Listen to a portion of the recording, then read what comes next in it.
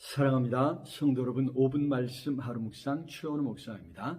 마태복음 27장 12, 14, 24절 말씀 읽어드리겠습니다.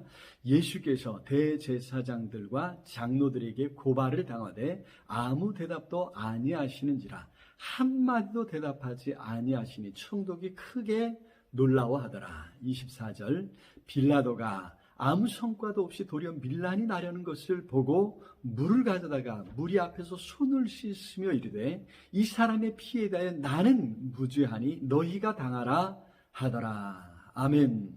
자, 대제사장들과 장로들은 예수님을 붙잡아서 신문하더니 억지로 신성 모독죄를 씌워서 사형시키기로 했습니다. 문제는 당시 유대인들에게는 사형시킬 권한이 없었지요. 그래서 사형 집행의 권한이 있는 로마 총독에게 예수님을 넘겼습니다. 그리하여 빌라도 총독이 예수님을 신문하게 되었습니다. 대제사장들과 백성의 장로들이 여러 말로 고발을 하고 있지요. 그런데도 예수님은 이상하게 아무 대답도 아니하십니다. 14절에 한마디도 대답하지 아니하시니 총독이 크게 놀라워하더라. 그렇습니다. 보통 자신의 무죄와 억울함을 주장하지 않습니까? 그런데 빌라도가 보기에 정말 얼토당토하는 문제로 고소당하고 있는데도 얼마든지 자신의 무죄와 억울함을 주장할 수 있는데도 그렇게 하지 아니하시기에 빌라도가 크게 놀라워했다는 것입니다.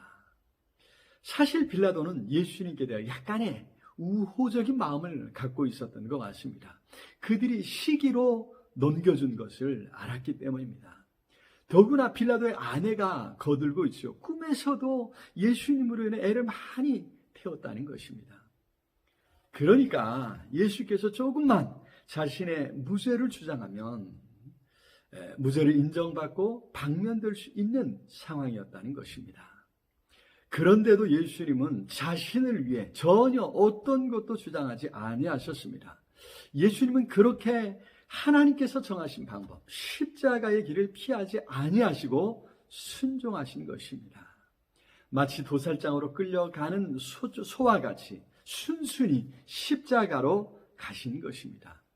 무엇 때문이었습니까? 바로 우리 모든 사람의 죄의 형벌을 대신 담당하시기 위해 그렇게 하신 줄로 믿습니다.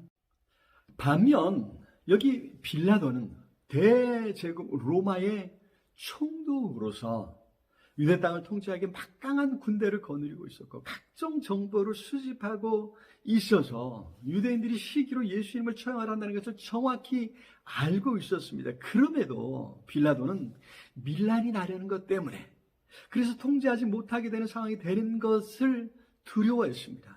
그래서 아닌 것을 알면서도 부인의 당부를 들었음에도 결국 예수님을 십자가에 못 박게 내어주고 말았습니다.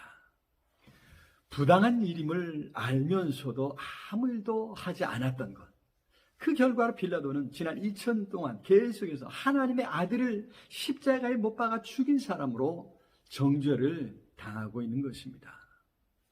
인류를 구원할 사명을 위해 아무 대답도 하지 아니하신 예수님의 모습과 자신의 살 길을 위해 아무 말도 하지 아니했던 여기 빌라도의 모습이 대조되고 있지 않습니까?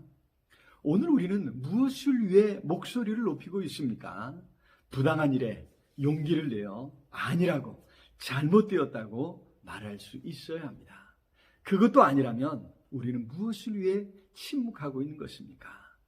우리의 말이나 침묵이 하나님의 뜻을 이루고 하나님의 계획을 성취하는 일에 쓰이기를 바랍니다. 우리의 말이나 침묵이 우리 자신의 유익을 위해서가 아니라 하나님의 나라와 하나님의 의를 이루는 일에 쓰일 수 있기를 기도합니다. 사랑의 주님, 참으로 감사합니다. 우리를 불러 거룩한 일에 쓰시기를 원하시는 하나님의 뜻을 깨닫게 하시고 오늘 우리의 말 한마디, 우리의 침묵하는 모든 것이 하나님 나라와 하나님의 의를 이루는 일에 쓰임받게 해 주시옵소서. 용기와 담대함과 지혜와 분별력을 허락해 주옵시기를 간절히 소원하고 예수 그리스도 이름으로 기도드리옵나이다. 아멘. 오늘도 우리 주님 안에서 승리하시기를 기도합니다. 사랑합니다.